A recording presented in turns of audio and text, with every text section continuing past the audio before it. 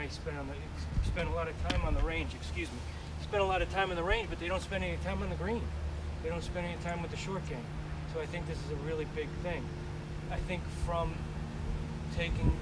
Danny's arsenal is practicing the 3 foot, 6 foot, 9 foot putt, using the stick if you want to, but you actually basically put a tee in the ground, 3, 6, and 9, and you put 2 to 3 balls on each.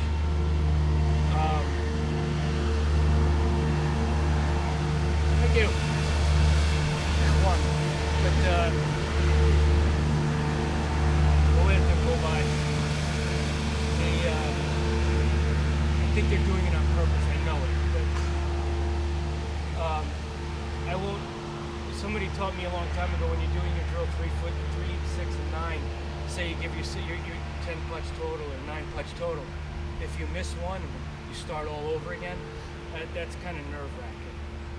So you basically want to practice your fundamentals with this and watching, keeping everything intact and no body English.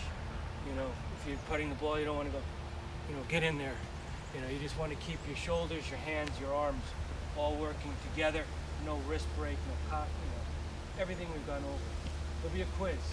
So what I've learned is we're talking mechanics. Yes. Swing, reading the green. Yes.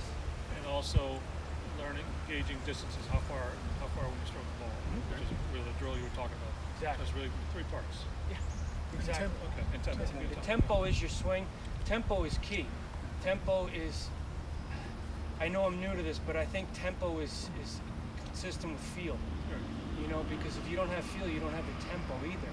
And I've learned the hardest thing is when you're teaching kids, and you'll get the feel for it later in time because it's hard. They just want to get up there and kind of whack the ball around. And it's hard to describe the sensation of the ball coming off the face and you get it in your hands.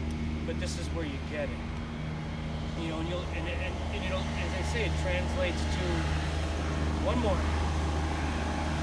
It translates to every other swing in the bat because it's feel. And if you have that feel here, you'll have that feel in everything else, I guess.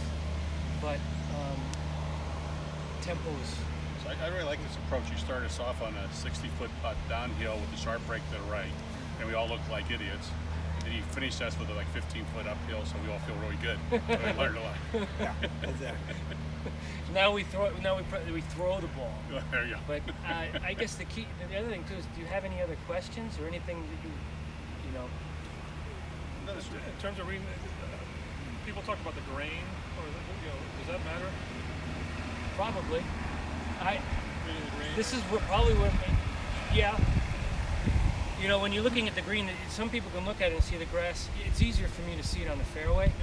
Yeah. With the way that, if you remember last year, we used to have patches with grass growing in the opposite direction, right. So you couldn't hit a long iron. Yeah. But here, I don't think I'm good enough, or I don't know.